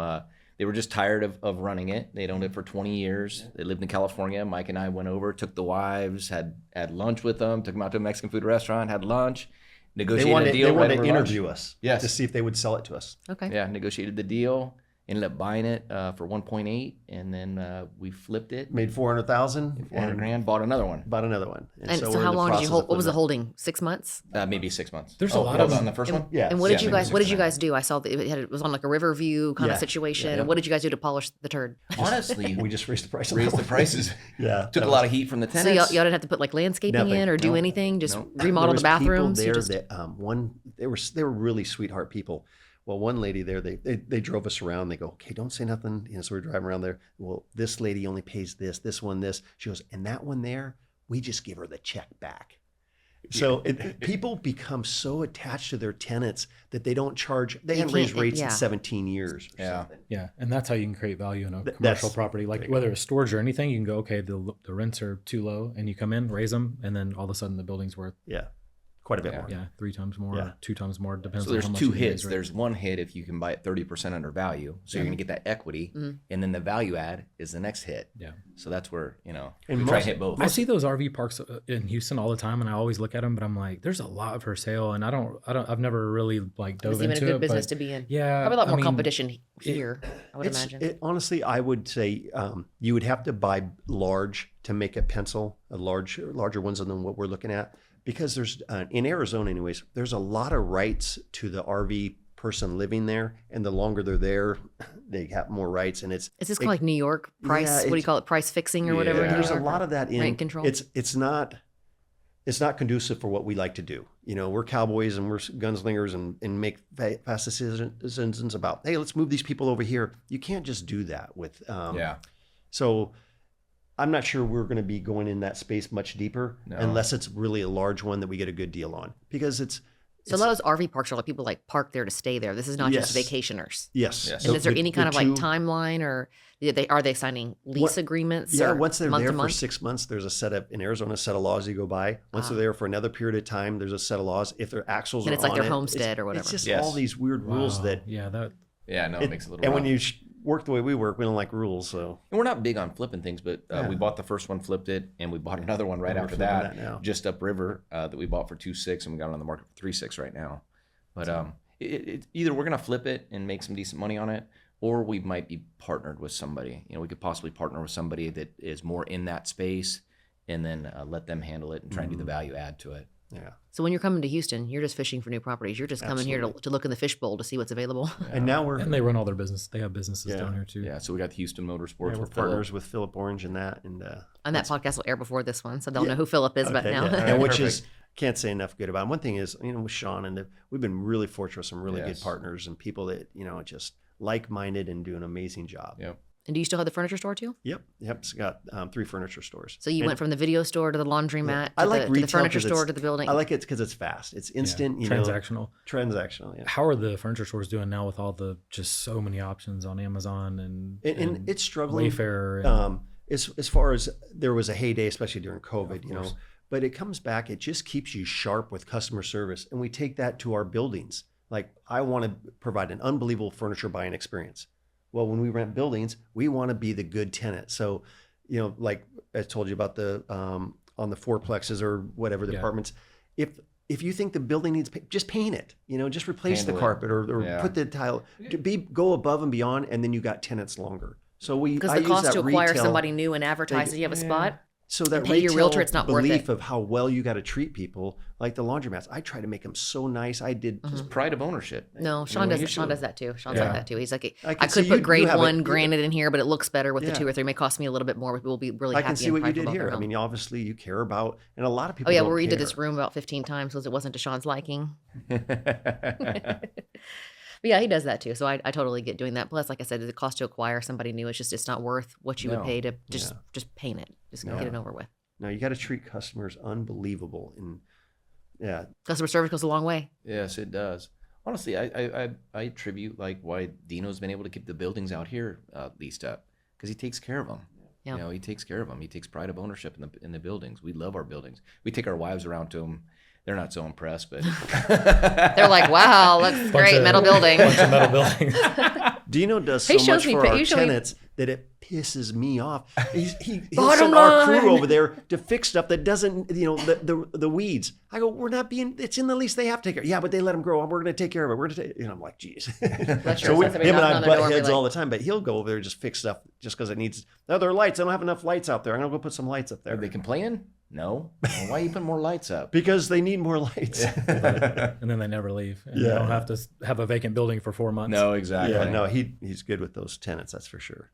So tell everybody where they can find you guys on social media. What platforms are you on? Do you have long form, or is it just the chopped up short form of your podcast? They're going to want to listen to you guys and hear some more of your stories. Yeah. Obviously on Instagram, Facebook, TikTok. We got a bunch of YouTube shorts out there. We do have a little bit of long form stuff there. But I would say that the easiest way to reach out to us if you are interested in the coaching and the mentorship or even partnering on anything is to DM us on Instagram. Another way to do it is text us. If you text us at 928-604 or 605-4335. So it's 928-605-4335. Perfect. Shoot us a text. We'll get right back to you. And we love partnering up with people on different situations. And if too. you're interested in, and I said this earlier in the podcast too, I have not been on one of these calls, but Sean comes and he's just so excited. That was so good. I really liked that. I enjoyed that. One day I want to do that too. That's so good. Sean's even learning stuff too, and hearing from you guys and being able to pitch your ideas. And this is like unheard of 20 years ago. There was nothing out there like this. It's like you're just pressing the fast forward button and getting them past everything that it took so That's long for exactly you what we guys to always learn the say. mistakes that you made. You have a group of guys that have done Yes. it time and time again, 200 plus times that you can throw your ideas across. And I love that idea for a very low, I don't know what you guys charge per month, but I mean, it's not a it's not bazillion even dollars. just It's very, the access it's to very information affordable now. to It's have just- the access to It's information. like, why versus not just pay it? It's Yeah. like, it's and saving you all such the a money you would have low lost on cost. It's such a low bad Christmas ideas. lights guy. Yeah, thank you. No. Best return ever, right? Exactly. Ever. And I hate that kid. $5,000 and I know. Why do we not have a Christmas light business? Yeah.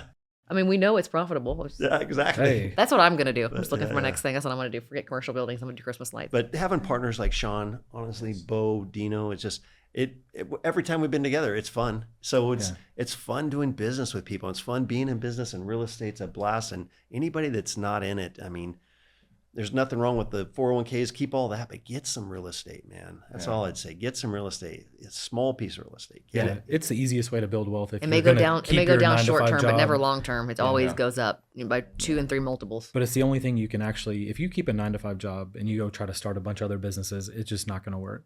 But in real estate, you can actually go manage a property and still have a 9 to 5 job and still make a huge amount of net worth just by buying buildings or residential in your spare time, basically, because you could check on the job before work, after work, Like on Mike the weekends. talks about, he goes, we constantly have partners that are out looking every day.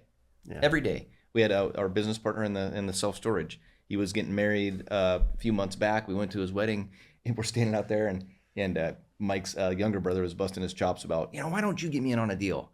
He's like, because you're not out looking for deals.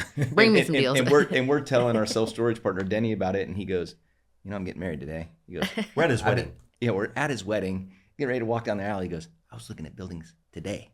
He goes, I was making calls on buildings today. It's his wedding. It is a full-blown, beautiful wedding. Sean will be doing. And he was doing it, but Sean will be doing it walking down the aisle.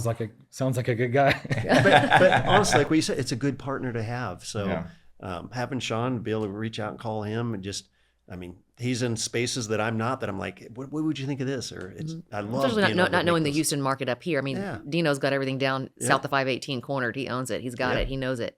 But finding things out here, Sean will tell you, that's a bad part of town. You don't want that. Or actually, it's a great opportunity, Yeah. So I think that's awesome that you guys all met each other and connected, and it's finding someone like-minded who's on the same page as you. Is feel like somebody's working harder than the other. No. I think it's a great partnership to have. Now buildings are getting paid off, and Yes. it's been so long. Yeah, you go, mailbox wait, money's wait, gonna I get out of forgot we control. had that, and then Yeah. it gets paid off. And Dino is, and it depends what camp you're in. Hey, never pay off a building, pay off all your buildings. And so Bo's got his take on things. Hey, I've gone back borrow and forth about that too. So I want to hear And what do you say? Dino's a payoff guy. So I have partners. I'm a payoff person. I have businesses with Dino that have pay off all the debt. And with Bo, he's like, no, we got to take that equity and go buy more Well, with buildings. interest And I rates don't think being there's a wrong answer. So this is what I Sean don't always think there says. is either. Sean just says you have to just look at what the interest rates are. What are you 2%, making on you're your money? crazy to pay So it at off. Chase That Bank doesn't right make now, I'm Thank you. making 5% of my money in a savings account. So there is no risk. Yeah. This building's 3, whatever it Yeah. is. He's like, why would you do that? Yeah, why would you go take that money? So just and I pay guess off it your really just building? depends on what interest rates are and what you can make on a savings account versus Dino will pay off a loan with 2% interest. He's paying extra on it. And he will fist pump, dude, we did it. And Bo's like, well, go back to the bank and get it back. Get my money. She feels better when stuff's paid off. So That's even how if it I is am. like she owes something, it's I not mean, even well, the that's kind interest of how I rate. was. Like I keep bringing up the pandemic, and I hate to bring this up, but I always knew something was going to happen. In my mind, I thought it was going to be a hurricane. I was like, something's going to fuck us up, and I'm not going to be able to buy inventory. Something bad's going to happen. So I stockpiled and hoarded inventory to where I had $3.5 million worth of inventory because I was so scared if something ever happened, at least I would have something to sell and I could make more money. And sure enough, when it happened and everybody closed down, nobody could get any product because everyone else in the industry makes it just in time. Like it's on the shelves within 30 days, it's gone. I know how long these lead times take, and luckily I had really good relationships with my manufacturers, and they were shipping me stuff off the dock they weren't supposed to be shipping, but I had stuff to sell the whole time, so I wasn't running out of anything. Yeah. So that's kind of how I am. I'm like, I want to always save up for a rainy day, have it paid off, to not have any worry if anything were to happen. I can sleep at night not owing people money. He is the exact opposite. He is like, refinance it, get your cash back, get a little extra cash back, rent it out. As long as it's profiting that way, then we're good. We're going on to the next. I think my thing is like with it, and I don't know where your mindset is. I'm not an over leverage guy. So I'm not an over leverage guy. Yeah, but I want within reason. If that money's sitting there and we could go take down some other properties or just make some more acquisitions, and believe me, we've never walked away from anything that we couldn't make happen. So I don't know why I think like that, but I feel like the equity when it's sitting there and it's not appreciating, the building's appreciating. I own it whether I got a bunch of equity or no equity, but I want my money. I'm not getting any interest on that money. So I want to go take that and go deploy that money somewhere else. And it's like I said, I don't think there's a wrong answer. So I got this partner that wants to do it that way. So we have a group of buildings that we leverage. Yeah. And then with Dino, guess what? Everything's paid off, and that's kind of nice too. And I can walk out to the mailbox, and he's got checks. his mailboxes. He's oversized, Yeah, extra large mailbox. It's almost like you got a portfolio. Just thank a little you. bit of risk. Exactly. So everything's spread across. And really on the 20-year, 30-year long term, it's all going to be mailbox money anyway, so it doesn't really matter. Exactly right. So just and that's follow why you the got to interest take rates. care of yourself so you don't die and miss the mailbox money. That's where I'm at.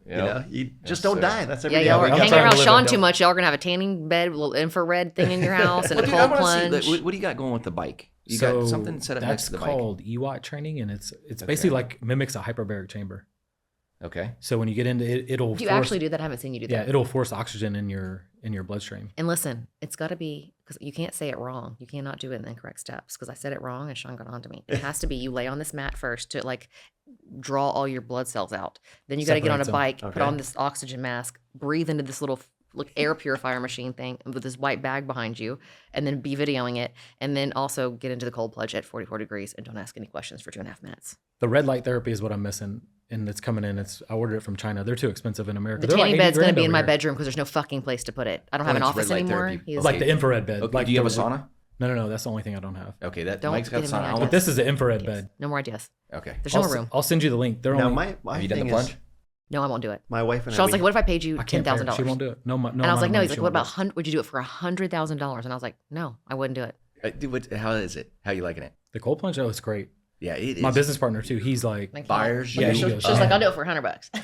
Yeah, I did like 48 days in a row just recently. it never gets easier, No. but the time to get in is easier. So you don't sit there. When I first got it, I would sit there and go, okay. Actually, watching through the window like a I creep. was like, the other okay, night. I gotta like psych myself up. No, to get I in. woke up to go pee at Now like 5 I o'clock in the can- morning. I just know how it's gonna feel, and I can He just gets in there fast. Yeah, No, I he's can like, just I get would be in. like, It's no, like when he you like got it, I jumps just wanted in. to coach you. I want to call you up and go, okay, dude, you got to get a 3-minute song, and it's the same 3-minute song. That's That's exactly kind what of he what does. I do 4 minutes. But I was yeah. like, are you watching like porn or something? So there's like a little thing that grips your phone, and I'm creeping through the window. Like, and I put my little I was YouTube in videoing front of him. there. He was like honey, there's scratching too his much balls. shrinkage. Do you, No. you get a picture every time? No, It does a screen. I didn't do the app. I just put up a video. the app, and yeah. Okay. So he watches 'Cause he it's watches gonna a keep track of 2.5 minute video, whatever his time Four, frame is, 4 minutes. Yeah. and then he just knows exactly when that song is up. So at least he has something to do and something to look at to take his mind off of it. Yeah. There's no Love way it, right? in Yeah. hell. That's Yes. awesome. Yeah. Your skin hurts. Like just stick your hand in there and it burns. Like it's a tingling. It burns when Yeah, you it get doesn't out. really feel cold. It just kind of feels like you're burning. Like you're on fire. My infrared bed's coming from China, so that's my last like Yeah, that's piece of awesome. equipment. You And what gotta does that share. do? What does infrared do? Tell the people. Well- He doesn't even know. No. It penetrates like all the way down to your cells to create like cell turnover and extra ATP and more energy, and I don't know. So there's all kinds of. The cell Benefits thing. for That's it, the yeah. thing. You ever do like fasting, like 3-day fast? That's the only thing I don't do. Yeah. I get too hungry and work out too much. Like I feel too. You get to drained, day like- 2, man. You don't even get Yeah. hungry. Day 2. Really? Day So 3, fasting, right? you mean like the entire day? But or- even you 3 can days. still exercise No. and stuff, or you can't exercise because Oh yeah, no exercise. Yeah. I don't know how I would be too run down during the day. I get a headache too bad. Yeah, it would drive me Yeah. crazy. I try to do the juice cleanse. I can't do it. My mouth gets all broken out from all the acid on my mouth. I can't do it. I have You to just did have a solids. detox, huh? Yeah, What was we the detox? did it. Detox. It was one of those kits my wife had bought and all these different things. Oh, I but, know what you're talking about where you just like shit your pants for 3 days. Yeah, exactly that. So Until it runs clear and then you know I'm clean. I'll take one of those. Yeah. Why are we doing this? But anyways, I think it's good to do a flush like Yeah, that every yeah, once in a no, while too, you know, just to get all the so- toxins out. I don't know if I notice any major changes up, but it refocuses you on health and what you're eating, and so I I think it's all of it together. So Yeah. there's not like one thing that I'm like, That's oh, how I feel. It was like everything like create a little bit better difference, and then more energy in this and that. And it's like, well, I'm doing so much now. I don't really know it's working, but it's all working. Well, he just found out what a blue zone was today. Have you heard of a blue zone? Is that what it's called? Yeah, where people live to over 100. Our last guy on the podcast bought a house in a blue zone. And so Sean's like, blue zone. I just painted my house blue. I think I'm good. Sean's like, I'm trying to live to be 100 years old. I'm like, I'm not. I'm already falling apart. I'm going for 110. Yeah. I'm never. I want the good years all the way to 100. Yeah, that's what right. I'm going for. Exactly right. Yes. That's exactly right. You want to take care of yourself so you can have that energy and keep. You can enjoy everything you work so hard for, and all of y'all will still be driving around in a van, going to look at metal buildings. There you go. At 95 years old, smoking cigars. A little bus with a bunch of guys, and I'll be driving y'all The around. tanning bed in the back, taking rotations. Yes. Well, thank you guys for coming all the way over here just to see us, because I know that's why you came to No, Houston, exactly. just to see us, Of because course, we're so exactly. special. We've been trying to get on your schedule for a while. Honestly, and I'm a big fan of you too, Yes, man. It's just 100%. strong, independent women. There's nothing better than seeing successful women entrepreneurs. I love it. I try, but on the inside, it's all screaming inside of there. At least you're honest, because that's how we all are. We're all Yeah, faking exactly. it, We're right? all Yep. little kids Fake it inside. till you make it. That was Fake my it motto till you for a make very it. long There you go. time. But yeah, I just come home and tell Sean, he's just so level-headed all the time. And I come home and I'm like, "Rah, rah, rah, rah, rah, this girl did this." And he's like, "It's a fixable problem." And move on.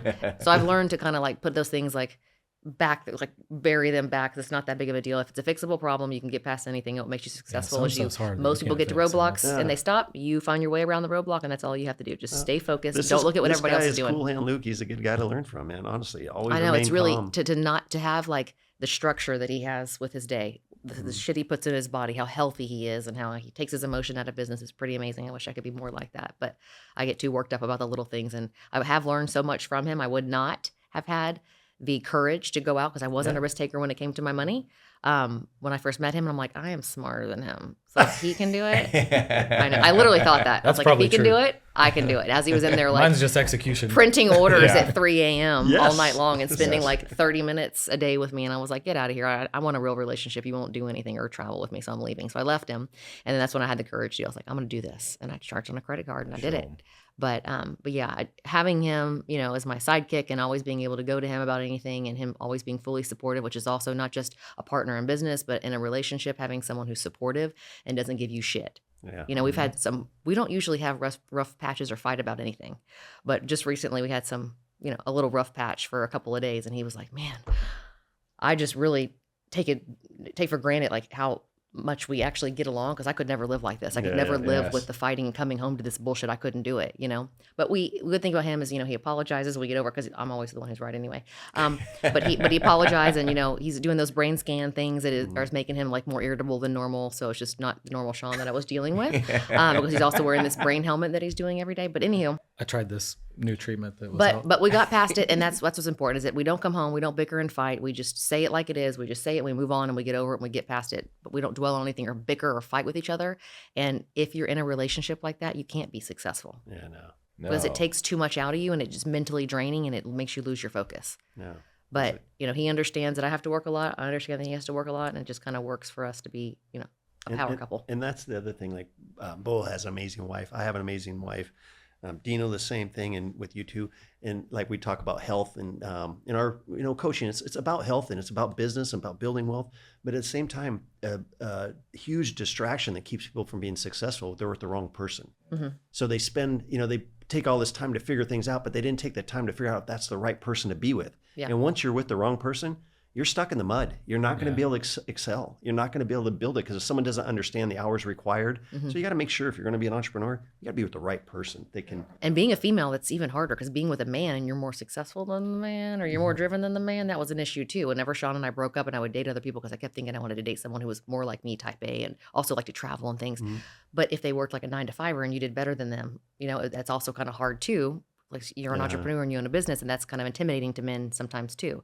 Sean has never Sean has never been like that. I'm No always like, way. hey, I'm That's gonna great. whoop your Go ass kill it. one Go day. I'm kill it. gonna sell my business for $500 million. She's like, I hope My that wife's you a do. principal, and I couldn't be more proud of her. So she handles the whole school and all the kids and everything. So I love that. And strong, independent women is huge. Well, thank you guys for And taking time. congratulations on your guys' podcast Yeah, here. definitely, Sean man. On would all the kill it. success in business and everything. I mean, it's amazing. It's great to watch from the outside and then to get to know you Yes, guys what you better. guys Well, are y'all have doing. inspired me to start my next business, which is a Christmas light company. Let's So do it. we'll see how this I want goes in. next I want year. Yeah. And thank you guys for coming out. Yeah, I Hey, appreciate thank you it guys very very much. much. A lot of Appreciate fun. it. So appreciate it, man. All right. Thank you, Sean. Thank you.